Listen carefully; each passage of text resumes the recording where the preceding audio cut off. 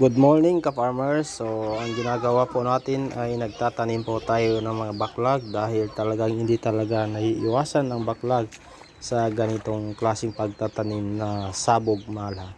So kadalasan talaga ay meron talagang namamatay. Kung sinuwerte naman po sa tubo ay inabutan ng tag-ulan, yan po ay kinakain po ng kuhol.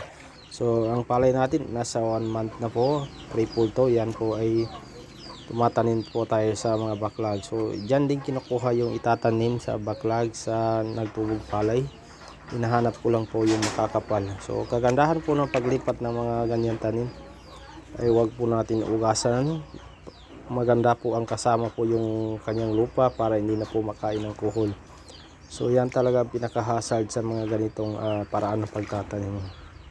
So ginamitan ko rin po yan ng pangkuhol, so hindi talaga nakaya. Minsan kasi yung lupa hindi plaster ay meron talagang mababa na portion, so doon may kuhol. Salamat.